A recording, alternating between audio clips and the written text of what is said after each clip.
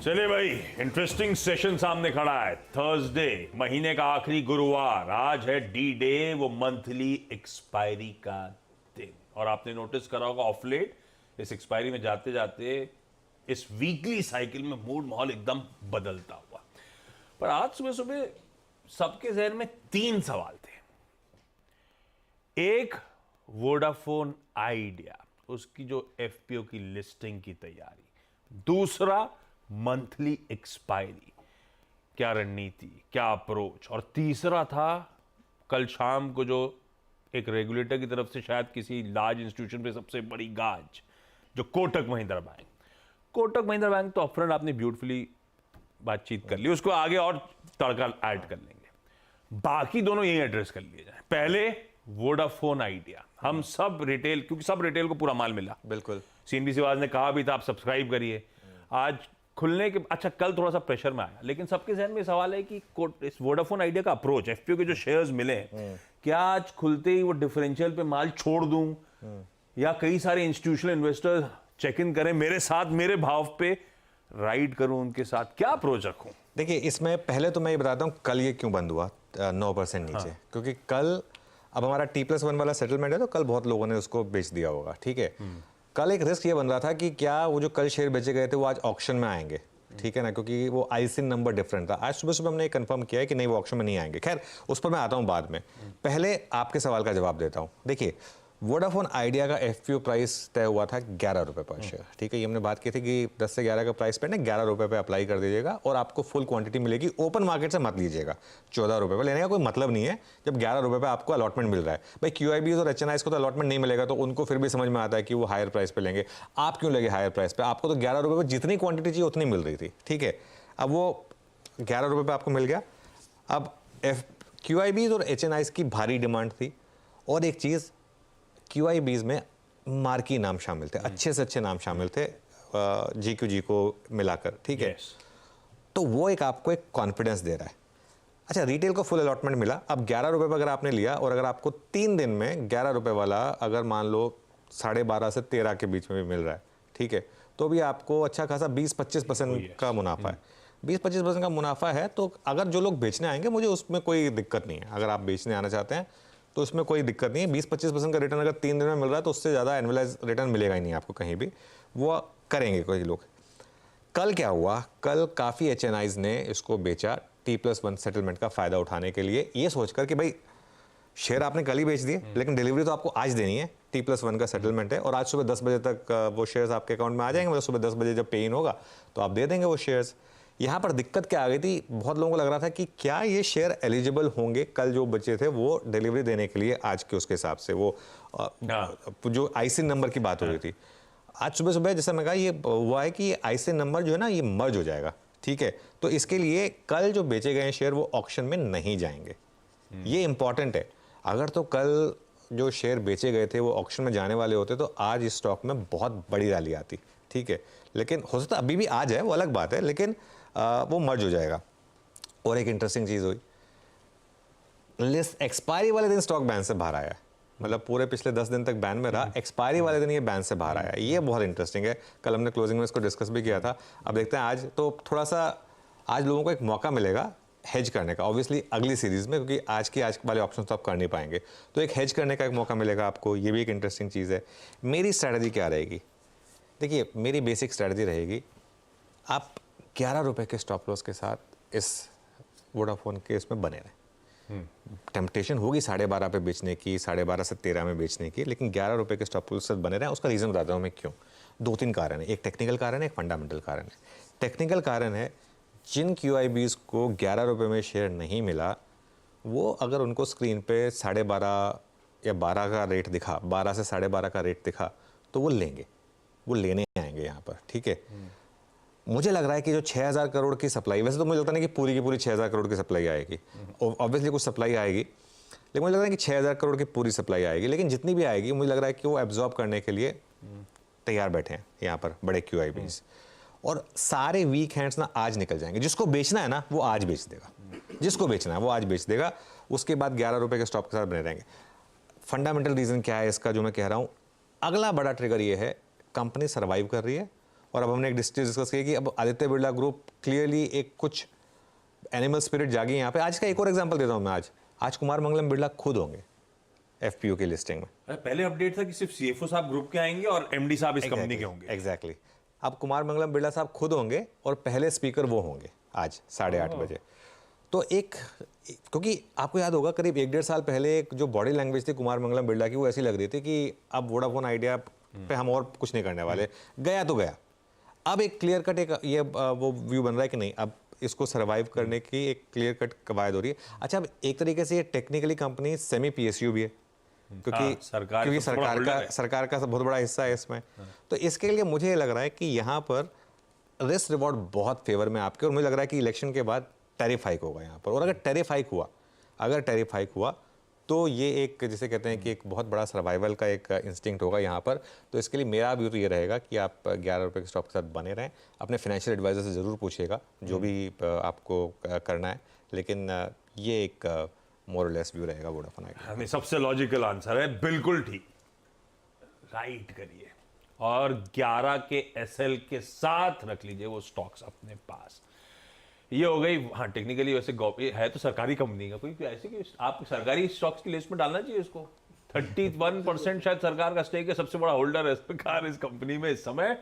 दूसरी burning question, अब तो एक्चुअली तीसरी हो गई कोटक और वोडाफोन आइडिया के बाद, वो है आज की मंथली एक्सपायरी, अप्रैल वायदा की एक्सपायरी का दिन कैसा रहेगा?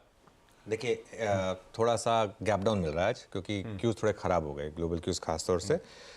लेकिन मेरा ये मानना है कि F&O कॉन्ट्रैक्ट्स के हिसाब से और ऑप्शन राइटर्स के हिसाब से 22,275 से 22,466 ये है एक्सपायरी की एक मोटा मोटी रेंज।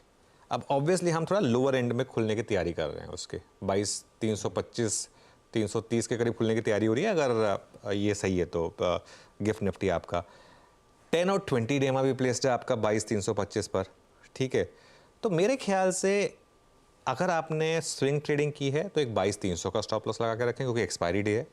और अगर आपने पोजिशनल ट्रेड ली है आशीष, तो एक स्टॉप लॉस लगा कर रखें 22,150 का निफ्टी के ऊपर। मुझे लग रहा है कि आज ज़्यादा अच्छी इंटरेस्टिंग स्ट्रैटेजीज आपको इंडिविजुअल बैंकिंग नेम्स में मिलेगी, वो कुछ देर में हम वापस डिस्कस करेंगे। बिल्कुल ठीक। तो वो स्टॉक स्पेसिफिक जब अप्रोच पे आएंगे तब उस पर चर्चा कर ली जाएगी। ये अपफ्रंट सारे इंपॉर्टेंट बर्निंग क्वेश्चंस पे चर्चा, इस चर्चा को अभी और आगे बढ़ाएंगे। आज के स्पेसिफिक अप्रोच पे आएंगे तब और निफ्टी को थ्रेडबेयर डिस्कस करेंगे। लेकिन अब जरा सा संकेतों की तरफ बढ़ा जाए। गांधीनगर से गिफ्ट निफ्टी कह रहा है भाई 1/4% दबाव, 60 पॉइंट की कमजोरी के साथ हम आज कामकाज की शुरुआत करेंगे। तो शायद 4 दिनों के अच्छे मूव्स के बाद थोड़ा सा ब्रेक लग रहा है, पर है आज एक्सपायरी का दिन। अच्छा, ब्रेक लगने के पीछे थोड़ा सा रीजन है, ग्लोबली भी थोड़ा सा ठंडा परफॉर्मेंस ही है। एशिया में कोई निक्केई, कोई कॉस्पी देखेंगे तो अच्छे खासे पेन के साथ इस समय कामकाज हो रहा है। और यूएस से जो हैंडओवर मिला था, हैंडओवर तो ठीक मिला था, वो फ्लैट थे यूएस के मार्केट्स, पर आज सुबह के फ्यूचर्स अब खासी वीकनेस की तरफ बढ़ रहे हैं। कोई नैस्डैक का फ्यूचर एज वी स्पीक 1% से ज्यादा कमजोर हो चला है। तो ओवरनाइट ठीक थे, सुबह गड़बड़ाते हुए। वैसे आज सुबह जब इनके साथ चर्चा करते ओवरनाइट भी तेरा सा अंदर कंगालना पड़ेगा, गली में घुसना पड़ेगा, तब आपको तस्वीर क्लियर होगी। गुड मॉर्निंग, मूड कैसा है? देखिए, गली में घुस के अगर आप देखेंगे तो मूड अच्छा नहीं है। इंडेक्स देखेंगे तो आपको ठीक लगेगा, क्योंकि कल इंडेक्स फ्लैट बंद हुए थे और जब आप फ्यूचर्स देख रहे हैं तो गिरे हुए हैं। उसका रीज़न ये है कि बहुत सारे रिजल्ट्स जो आए उन मार्केट के बाद आए, तो उसका असर भी उसी समय हुआ। जैसे फेसबुक का स्टॉक 15% गिर गया, IBM का स्टॉक गिरा है, और आज भी कई आने, कल भी कई आने हैं। तो जितनी भी IT कंपनीज़ के रिजल्ट्स आ रहे हैं, सबके या तो गाइडेंस ख़राब है या आगे के और ज़्यादा एक्सपेंडिचर्स बढ़ रहे हैं, उसकी वजह से स्टॉक की हो रही तगड़ी पिटाई फेसबुक की इसीलिए हुई है। सो अगर स्पेसिफिक में जाए तो पूरे जो मैग्निफिसेंट 7 है, इसमें किसी ने भी बहुत अच्छा अभी तक काम नहीं किया है। टेस्ला में खाली आप छोड़ दें, वो टेस्ला इसलिए थोड़ा ऊपर जा रहा है क्योंकि उन्होंने कहा कि सस्ती गाड़ियाँ जल्दी जल्दी बना देंगे। तो इंटरनल मार्केट के ख़राब हो रहे हैं नतीजों के हिसाब से, लेकिन ये भी मार्केट यूएस का इस बार एकदम डिटेल में जा रहा है। जिसके ख़राब है उसी की पिटाई हो रही है, ऐसा नहीं कि एक ख़राब तो सब पिट जाए। तो इसलिए मैं लग रहा है कि अंदर जाके आप देखेंगे तो नंबर अच्छे नहीं आ रहे। और इस दोनों दिन यानी आज और कल IT के नंबर्स आने हैं, तो आपको उसको रडार पे रखना चाहिए। एक तो प्रॉब्लम ये है, तो इसलिए मैं कह रहा हूँ कि फ्यूचर्स को देखिए और आज यूएस मार्केट रेड में रहना चाहिए। दो बड़े इवेंट हैं, आज जीडीपी का पहला नंबर आ जाएगा, फर्स्ट एस्टिमेट, और कल पीसी नंबर आएगा। दोनों फेड के लिहाज से बहुत इंपॉर्टेंट नंबर होंगे, तो इसकी वजह से भी थोड़ा सा ब्रोकर्स और ट्रेडर्स वहाँ पे अलर्ट रहेंगे। हालांकि बॉन्ड यील्ड नहीं देखना चाहिए, मैंने सुबह भी एक्सप्लेन किया था कि 5 और 7 साल के ऑक्शन चल रहे हैं और बहुत मैसिव ऑक्शन है, इसके वजह से बॉन्ड यील्ड बढ़ी हुई दिख रही है, उसका कोई बहुत लेना देना नहीं है, तो वो एक शॉर्ट टर्म वाली बात है। तीसरी चीज़ आपको ये ध्यान रखनी है यहाँ पे कि जो ओवरऑल बिग पिक्चर बन रही है मार्केट की वो पॉजिटिव है, क्योंकि टेक्निकली लोग कह रहे हैं कि बाइंग आ गई। जेपी मॉर्गन ने अपने फ्लैश कर दिया है कि मेरा इंडिकेटर कह रहा है कि बाई करो, और एक्चुअली बाइंग हो रही है, ईटीएफ में बल्क में पैसा आया है। तो big picture is very good, but detailing में जाएंगे तो आपको मार्केट वीक दिखेगा, इसलिए मुझे लगता है कि आज यूएस मार्केट शाम को कमज़ोर खुलेगा। आप जब ये समझा रहे थे तो एक ही चीज जहन में आ रही थी, गली में जाना क्यों? G20 हुआ था मुंबई में, जहां गलियां थी उन्होंने तंबू गाड़ दिए थे, पर्दे लगा दिए, कोई मत कुछ दो गली गंदगी सब दूर हो गई थी। लेकिन ठीक है, इंटरनल्स कमजोर है भाई, और वो रिजल्ट्स का आफ्टर इफेक्ट है जो आप देख रहे हैं। यूएस के मार्केट और ठंडे पड़ रहे हैं, स्टॉक स्पेसिफिक रिएक्शन तगड़े हैं, और खासतौर पे आईटी के रिजल्ट्स कमजोर आ रहे हैं। खैर, अब चला जाए आज के ट्रेड सेटअप। तो ग्लोब का हैंडओवर कंड्यूसिव नहीं है एक्सपायरी के दिन, पर हमारा अपना सेटअप कैसा है डी डे के लिए, एक्सपायरी डे के लिए कैसा लग रहा है? सेटअप अच्छा है, सेटअप में कोई दिक्कत नहीं है। सेटअप में वही चीज़ें जो हम नॉर्मली देखना चाहते हैं वही मिल रही हैं। डीआईएस ने बाय किया है, और बड़ा बाय किया डीआईएस ने, 3800 करोड़ की बाइंग है डीआईएस की, और उसके सामने एफआईएस की सेलिंग है 2512 करोड़ की। वो बार्स आएंगे आपकी स्क्रीन पर, लगातार वही जो बार्स बने हुए हैं एज इट इज़ है, डीआईएस बाइंग और एफआईआई की सेलिंग ऑलमोस्ट मैच कर रहे हैं, पूरा मिरर इमेज है। अगर आप इसको उल्टा करके सुपर इम्पोज कर देंगे तो एग्जैक्टली वो जो बीच में एक नंबर खाली दिख रहा है आपको, वो खाली नहीं है, क्योंकि उस दोनों ने एकदम मार्जिनल बाय सेल किया था। इंडेक्स फ्यूचर्स में सेलिंग हो रही है 2258 करोड़ की, कल भी सेलिंग हुई। स्टॉक फ्यूचर्स में बाइंग हो रही है करीब करीब 4000 करोड़ की। मैं दोबारा एक्सप्लेन कर रहा हूँ, स्टॉक फ्यूचर्स की बाइंग जो प्योर आर्बिट्राज अनवाइंडिंग का मतलब, क्योंकि आज जब सीरीज शुरू होती है तो स्टॉक फ्यूचर्स बेचते हैं क्योंकि अच्छी कॉस्ट ऑफ कैरी होती है, और जब सीरीज की एक्सपायरी होती है तो स्टॉक फ्यूचर्स को वापस आप खरीद लेते हैं। तो ये वो जो है, ये थोड़ी सी आर्बिट्राज अनवाइंडिंग है यहाँ पर। विद इन इंडेक्स फ्यूचर्स बहुत इंटरेस्टिंग चीज़ हो रही है कि थोड़ी सी बैंक निफ्टी में बाइंग हो रही है, लेकिन निफ्टी फ्यूचर्स में सेलिंग हो रही है, करीब करीब 2338 करोड़ की सेलिंग। और ये बहुत इंटरेस्टिंग है, लास्ट 3-4 दिन अच्छे रहे हैं, लेकिन सिर्फ एक ही दिन बाइंग आई है इंडेक्स फ्यूचर्स में, बाकी तीनों दिन एक्चुअली सेलिंग है। सिर्फ 19 अप्रैल को बाइंग थी, उसके अलावा बाकी तीनों दिन सेलिंग थी। कल तो बहुत ज़्यादा सेलिंग हो गई। कल शायद थोड़ा एफआईआईज ने सही गेज कर लिया कि आज एक गैप डाउन मिलने की तैयारी हो रही है। वैसे मुझे लगता नहीं कि गैप डाउन ज़्यादा सस्टेन करेगा। शॉर्ट्स बहुत हैं सिस्टम में। अब देखिए आप, 1,05,000 लॉन्ग हैं, 2,30,000 शॉर्ट हैं। कल 13,000 लॉन्ग कटे हैं, 2,000 शॉर्ट जुड़े हैं, तो 15,000 नेट शॉर्ट जुड़े हैं। और अब आप देखिए, अगर उस चार्ट को जो एफआईआईज इन इंडेक्स फ्यूचर्स हैं, 32% लॉन्ग से शुरू करके 1,07,000 कॉन्ट्रैक्ट लॉन्ग से शुरू करके इस हफ्ते में अब हम 31.4% और 1,24,000 नेट शॉर्ट पर आ गए। अगर वो वीरो वाला चार्ट है ना, अगर, तो उसमें और भी क्लियरली दिखाई देगा आपको। ओके, वो चार्ट आज है नहीं, लेकिन 1,30,000 1,32,000 हमारा मैक्सिमम शॉर्ट रहा है। अब हम 1,24,000 शॉर्ट पर हैं। अब आज देखते हैं इनमें से कितने शॉर्ट रोल ओवर होंगे और कितने शॉर्ट कैरी फॉरवर्ड होंगे। ये थोड़ा सा आज एक इंटरेस्टिंग चीज़ होगी। इंडिया विक्स बहुत ओवरसोल्ड है, 10.28 पर है। ये एक रिस्क है, हम बार बार कह रहे हैं कि इंडिया विक्स बहुत गिर गया, इतना नहीं गिरना चाहिए। और पुट कॉल रेशियो 1.04 पर है वर्सेस 1.06, ये न्यूट्रल जोन है। बैन की जहाँ तक बात है, 2 स्टॉक्स ऐड हो गए, 2 स्टॉक बाहर आ गए। ABFRL और सेल ऐड हो गए, लग रहा था कि दोनों स्टॉक की कल ऐड हो जाएंगे, ये डिस्कस किया था हमने। और जो 2 स्टॉक बैन से बाहर आए वो हैं आपके आइडिया और जी, और एक हिंदुस्तान कॉपर अभी भी बना हुआ है। तो देखते हैं, आज इंटरेस्टिंग रहने वाला आज का ट्रेडिंग एक्शन। इंटरेस्टिंग रहेगा भाई आज का कारोबारी सत्र। और निफ्टी बैंक हो गई कल मंथली एक्सपायरी उसकी, पर आज 2 निफ्टी बैंक के दिग्गज प्राइवेट सेक्टर मेजर्स दोनों को लेकर इंटरेस्टिंग न्यूज पिक्स जिस पे रिएक्ट, एक के नतीजे, दूसरे के वो सरप्राइजिंगली जो तगड़ी गाज गिर गई। अब समझ में नहीं आ रहा, बैलेंस आउट कर लेंगे ये? नहीं, बैलेंस आउट कर लेंगे। एक काम करते हैं, एक बार निफ्टी की स्ट्रैटेजी पाए उससे पहले एक बार इसको वापस रिविजिट कर लेते हैं। ओके, ठीक है ना? तो ये मैं दोबारा एक बार रिपीट कर रहा हूँ, क्योंकि जिन लोगों ने शुरू में मिस कर दिया होगा उनके लिए क्या हुआ है कल, सबसे पहले तो बता देते हैं। आरबीआई ने कोटक बैंक पे बोला कि अब आप न्यू ऑनलाइन कस्टमर नहीं ऐड कर सकते और ना ही नए क्रेडिट कार्ड आप वो इशू कर सकते हैं। और आज के ज़माने में सारा बिजनेस जो है वो ऑनलाइन ही आता है। देखिए एग्जिस्टिंग कस्टमर्स पर कोई इंपैक्ट नहीं होगा, ठीक है, लेकिन जो न्यू कस्टमर्स एक्वायर करने हैं आपको, सारा मामला न्यू कस्टमर्स का है ना। At the end of the day अगर आप एक डिजिटाइज हो रहे हैं इकोनॉमी में और अगर बैंकिंग सिस्टम को और कस्टमर्स ऐड करने हैं तो वो नहीं जुड़ेंगे तो उससे एक इम्पैक्ट तो पड़ेगा।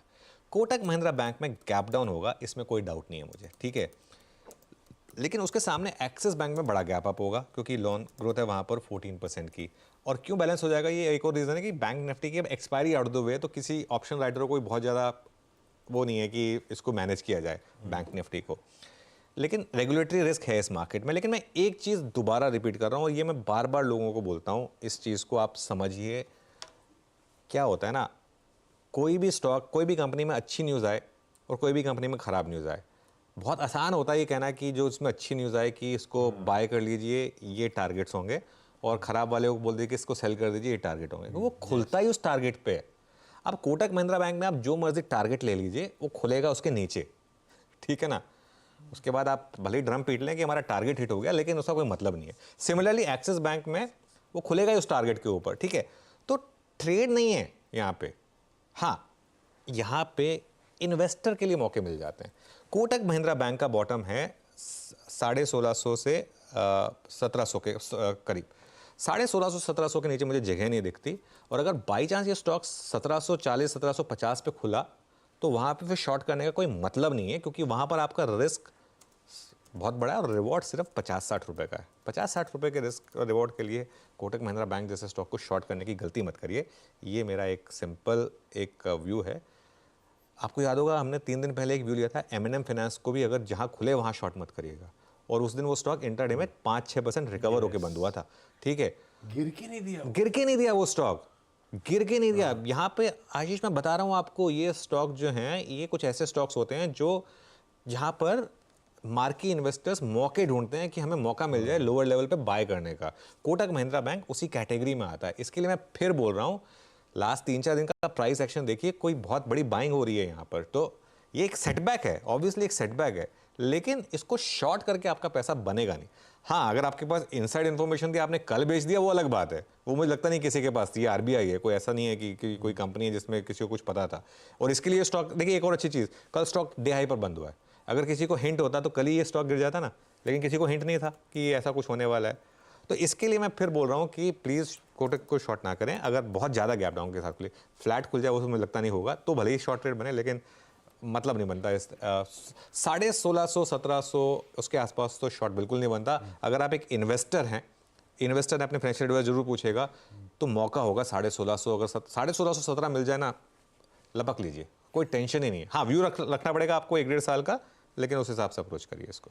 चलिए, इंटरेस्टिंग दिक्कत वाला सेशन हो सकता था। एक्सिस बैंक के अच्छे नतीजों ने बचा लिया भाई, तो बैलेंस आउट कर देगा वो कोटक की जो आने वाली वीकनेस है आज की। ऐसे में फिर निफ्टी बैंक का अप्रोच, निफ्टी बैंक का अप्रोच देखिए, हाँ, निफ्टी बैंक का अप्रोच आज पहले ले लेते हैं, फिर निफ्टी के अप्रोच पे आएंगे। पहले अब हम ऑब्वियसली क्योंकि कोटक और एक्सिस बैंक का बैलेंस बात कर चुके हैं, यहाँ पर पहला सपोर्ट मिलेगा आपको 48,000 पर, ठीक है ना। ये 48,000 कल का जो लो है उसके आसपास है, तो 48,000 पर आपको फर्स्ट सपोर्ट मिलेगा। और बड़ा सपोर्ट है आपका 47,760 से लेके 47,870। यहाँ पर आपका 10 और 20 day exponential moving average placed है। रेजिस्टेंस कहाँ पर है? पहली रेजिस्टेंस मिलेगी आपको 48,250 टू 48,300। कल भी इस लेवल को हम क्रॉस नहीं कर पाए। कल हमने डिस्कस किया था कि 48,300 के पास अगर रिजेक्शन मिले तो लॉन्ग नहीं है वहाँ पर। इसके लिए ये एक बहुत बड़ा कंजेशन जोन है बैंक निफ्टी के लिए। और उसके अलावा 48,500 टू 48,600। आशीष, बैंक निफ्टी पे कोई ट्रेड नहीं है। मेरा 3 दिन से ये व्यू है कि बैंक निफ्टी में कोई इंट्राडे ट्रेड नहीं है। इंडिविजुअल स्टॉक्स को आप ट्रेड कर सकते हैं, लेकिन बैंक निफ्टी में कोई ट्रेड नहीं है। और मेरे ख्याल से बेटर रहेगा अगर आप पीएसयू बैंकों पे फोकस कर लें, क्योंकि कोटक में गैप डाउन होगा, एक्सिस में गैप अप होगा, सब आपस में वो करेंगे। उसके बाद अगर एक क्लीन प्ले इस समय अवेलेबल है तो पीएसयू बैंकों में है, वहां पर आप ट्रेड ले सकते हैं, लेकिन बैंक निफ्टी में कोई ट्रेड नहीं है। हाँ, तो अवॉइड ही करा जाए। आज इंडिविजुअल स्टॉक्स कंपोनेंट्स पे ज्यादा फोकस रहने वाला है खैर इस कॉन्स्टिट्यूएंट के। अब फिर आइए फिर निफ्टी 50 की अप्रोच, क्योंकि आज वहां की है मंथली एक्सपायरी। यहां पे फिर क्या रणनीति होगी? देखिए, यहाँ पे पहली बात तो जो हमने सुबह सुबह डिस्कस किया कि एक्सपायरी की रेंज है 22,275 टू 22,466। उस रेंज को आप रिस्पेक्ट करें आज। और 10 और 20 day exponential moving average place है 22,325 पर। तो ये सारे के सारे लेवल्स करीब करीब आसपास हैं। स्विंग ट्रेडर्स एक स्टॉप लॉस रखें 22,300 का निफ्टी के ऊपर, और पोजिशनल ट्रेडर्स एक स्टॉप लॉस रखें 22,150 का। मेरा व्यू बहुत क्लियर है, इस मार्केट में आप ट्रेडिंग स्टॉप लॉस के साथ काम करें तो पोजिशनली 22,150 और स्विंग के हिसाब से 22,300। यहाँ सपोर्ट कहाँ है, क्योंकि आज हमको सपोर्ट डिस्कस करना पहले ज़रूरी है। हम गैप डाउन के साथ खुल रहे हैं 22,275 से 22,325, ये आपका ऑप्शन जोन और 10 और 20 डे एक्सपोनेंशियल मूविंग एवरेज सब कुछ यहीं पर प्लेस्ड है। और बड़ा सपोर्ट आपका 22,150 50 day exponential moving average. Resistance कहाँ मिलेगी आपको 22,476 पहले कल का हाई, और फिर 22,525 ऑप्शन राइटर्स का, कॉल राइटर्स का जोन। मेरी स्ट्रेटजी क्या होगी, 22,300 से 22,350 पर एक leap of faith buy trade Nifty में with the stop loss of 22,250 intraday के लिए। पोजिशनली आज कोई फ्रेश ट्रेड का मतलब नहीं होगी, एक्सपायरी है, उसको हम कल डिस्कस करेंगे। लेकिन इंट्राडे के लिए प्योरली 22,300 से 22,350 एक बाय जोन है 22,250 के स्टॉप के साथ। सेल ट्रेड बनेगी ओनली अगर आप इस जोन के नीचे ट्रेड करने लगे और वहाँ पर फिर लोगों के स्टॉप लॉसेस ट्रिगर होने शुरू हुए तो लेकिन उसको मैं आज मतलब अपफ्रंट नहीं डिस्कस करूँगा, उसको हम ओपन मार्केट में या कंटिन्यूस सेशन जब होगा उसमें डिस्कस करेंगे। बिल्कुल ठीक है। यह है निफ्टी बैंक का आज का अप्रोच। CNBC आवाज का मॉर्निंग पैनल भी रेडी हो रहा है, सब आपकी स्क्रीन पर होंगे कुछ ही देर